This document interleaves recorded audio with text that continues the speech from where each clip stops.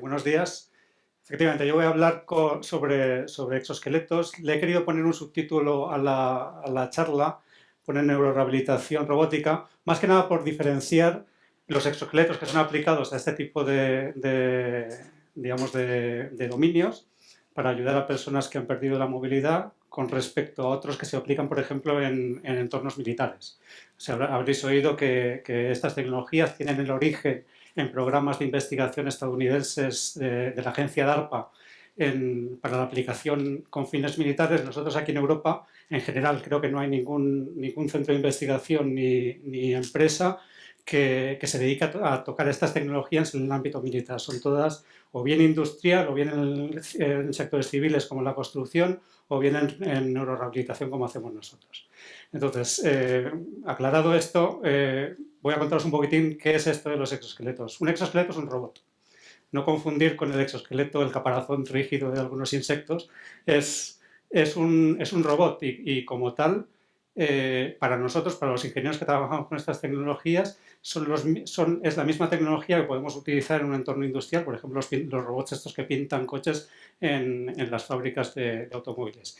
Tienen una particularidad, sin embargo, que es crucial, y es que estos robots están en íntima relación con una persona. Y esa relación no solamente es física, que lo es, porque los robots aplican fuerzas para poder movilizar los distintos segmentos, los distintos miembros, también es cognitiva, porque el robot tiene que saber qué es lo que quiere hacer la persona para poderla asistir de forma adecuada. Por lo tanto, es importante resaltar ese aspecto. No son las únicas tecnologías nuevas que se pueden utilizar en el ámbito de la rehabilitación. Nosotros utilizamos esta, también utilizamos otras que también nos permiten movilizar, digamos, los miembros de las personas. Por ejemplo, podemos tener estimulación eléctrica directamente de los músculos y el efecto es el mismo. Es decir, nosotros estimulamos un músculo, como consecuencia de esa estimulación del músculo, tenemos un movimiento que producimos. Entonces, la idea es aprovechar estas tecnologías y todo lo que viene alrededor de ellas para poder mejorar el proceso de rehabilitación. Yo quería hacer un pequeño homenaje porque está muy bien mirar hacia el futuro, pero creo que es importante también recordar en el pasado quiénes han sentado las bases para que todo esto se pueda hacer. Y yo, además, como vengo del Instituto Cajal, he querido traer aquí una cita de nuestro fundador, Santiago Ramón y Cajal, de hace ya un siglo, que más o menos nos decía que el hombre tiene la capacidad de esculpir su propio cerebro. Él estaba hablando de la motivación, de la fuerza de voluntad, pero eso tiene una base neurofisiológica. Nuestro cerebro tiene aproximadamente en la corteza neuronas, billones de neuronas, que tienen 6 meses aproximadamente más que nosotros. Es decir, yo nací el mes pasado, pues mis neuronas, las que están en mi corteza cerebral, tienen 6 meses más. Y esto es porque las neuronas empiezan a desarrollarse aproximadamente en el 30º día de gestación y se sitúan en la corteza motora alrededor del 3er mes y ahí quedan hasta siempre. Es decir, no hay regeneración de neuronas en la corteza motora, hay muerte neuronal, se van degenerando, pero, digamos, mantenemos esa misma estructura neuronal y eso es fundamental porque a nosotros nos permite aprender, nos permite recordar. Si el tejido neuronal se regenerase como se regenera, por ejemplo, la piel, no tendríamos la capacidad de retener la memoria. No tendríamos la capacidad de recoger esas vivencias y mantenerlas. Entonces, esto, digamos, la base del conocimiento de esto la sentó Santiago Ramón y Cajal, el padre de la neurociencia española, hace ya un siglo. Bueno, ese proceso de aprendizaje es mucho más intenso cuando nosotros somos niños. Cuando nosotros somos niños nacemos con un cerebro virgen, muy plástico, y jugamos. Y ese proceso de juego es el que nos permite a nosotros ir creando modelos de cuáles son los efectos y las causas de nuestros movimientos. Nosotros jugamos, recibimos sensaciones, de esa forma vamos generando, digamos, un programa motor de cómo nos movemos nosotros y qué esperamos cuando nos movemos, interaccionamos con el entorno, sea físicamente o cognitivamente. Ese proceso es largo. Si nosotros nos fijamos, por ejemplo, en lo que un niño tarda en dar los primeros pasos, en torno al mes 10-11, ha estado 10-11 meses aprendiendo programas motores que le permiten caminar. Lo pongo en el contexto de la inteligencia artificial.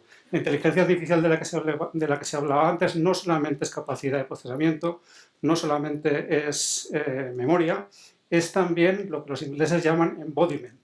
Es decir, yo tengo que integrar todas esas sensaciones que me llegan, hacerlas mías y tener un programa de mi propio cuerpo. Bien, ese programa al final en lo que se traduce es en una estructura cerebral. Aquí se representa la parte motora y allí se representa la parte sensorial, que tiene un programa de todo el cuerpo humano, ¿no? Y que nosotros sabemos interpretar las sensaciones. ¿Qué pasa cuando nosotros tenemos un accidente cerebrovascular o cualquier trastorno neurológico? Lo que está ocurriendo, en el caso, por ejemplo, del ictus, es que hay una zona del cerebro que ha sido afectada por un infarto. Alrededor de esa zona hay una zona de penumbra que, si no se cuida, puede también desaparecer desde el punto de vista funcional. Entonces, perdemos parte de los programas que nosotros teníamos, que aprendimos en su día, para poder controlar nuestro movimiento. Entonces, la rehabilitación en lo que consiste, la rehabilitación física, porque luego hay rehabilitación del lenguaje, de otras funciones, pero la rehabilitación física fundamentalmente consiste en reaprender aquello que aprendemos en su día.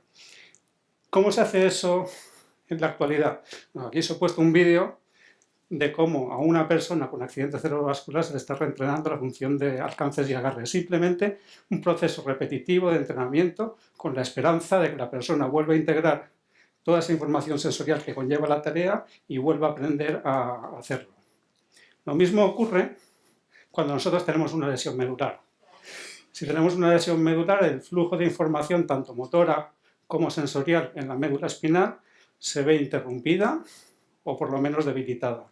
Y por lo tanto, esos programas también se pierden. Es decir, no existe en estos casos una acción causa-efecto entre lo que yo planifico a nivel cortical y lo que se produce, porque las vías que llevan la información motora y sensorial han desaparecido o están afectadas.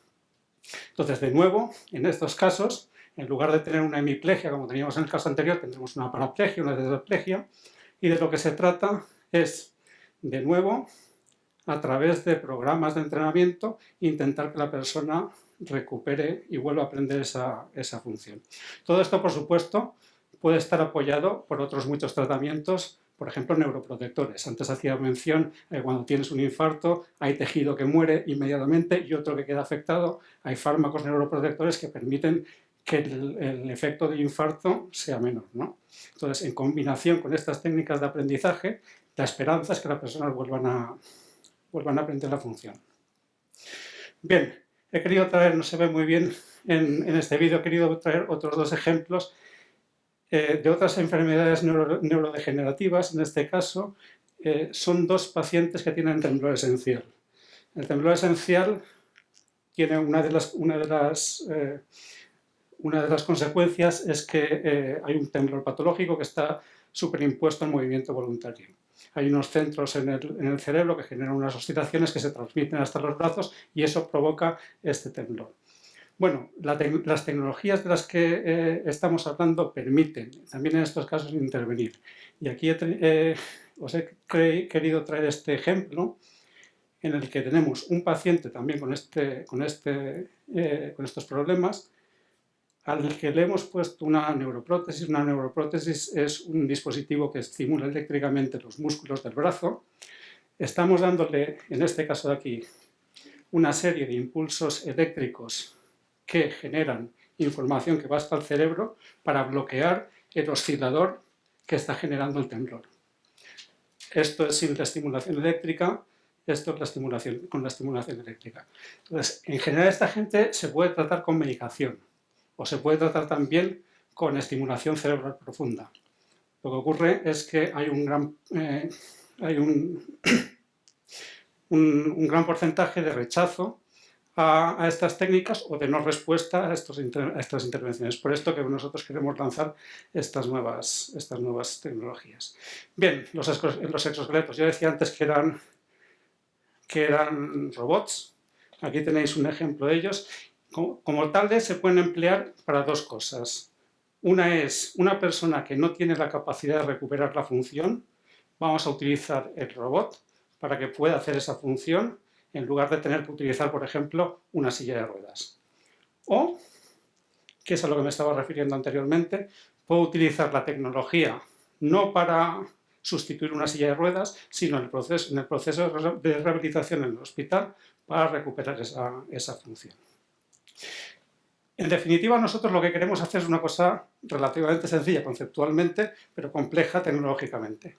Lo que queremos es, en estas personas en las que esas vías están interrumpidas, leer de alguna forma cuál es su intención motora de moverse, que no va a llegar a sus músculos por la lesión, interpretarla y utilizar el exoesqueleto para movilizarle las piernas o los brazos, de tal forma que se pueda generar, digamos, información sensorial en la periferia que pueda volver de nuevo hacia el cerebro. Y ese lazo, de forma repetitiva, que permita recuperar la función. Quiero presentaros a Miguel Ángel. Miguel Ángel es, el día 26 de marzo del año pasado, tuvo un accidente laboral y sufrió una lesión medular en la zona lumbar. Inmediatamente después de estabilizarle, entró en el Hospital de Parapléjicos de Toledo, con el que nosotros colaboramos, para empezar a utilizar de forma experimental estas tecnologías en el proceso de rehabilitación. Lo que hemos traído aquí es el mismo exoesqueleto que él estuvo utilizando en el Hospital de Parapléjicos de Toledo, solo que sin toda la parafernalia que va alrededor, sensores que leen actividad cerebral, porque aquí no se puede demostrar. Pero hemos querido que viniese para que pudieseis ver un poco cuál es la tecnología. Tal como os las he descrito yo anteriormente, esto sería un exoesqueleto para utilizarlo en un entorno clínico y rehabilitar, intentar que él recupere su función. ¿Vale? Que él completamente recupere la función depende del nivel de la lesión que tenga. Él tiene una lesión incompleta, lumbar, L7, L8, por lo tanto tiene cierto control de la cadera y le falta control en las rodillas y en los tobillos. Entonces, después de utilizar la tecnología en el Hospital de Parapléjicos de Toledo durante aproximadamente 6 meses, ya fue a casa y está colaborando con nosotros en el desarrollo de esta tecnología, no ya tanto para uso hospitalario, sino también para uso doméstico, para que las personas puedan tener una vida, digamos, una calidad de vida mayor.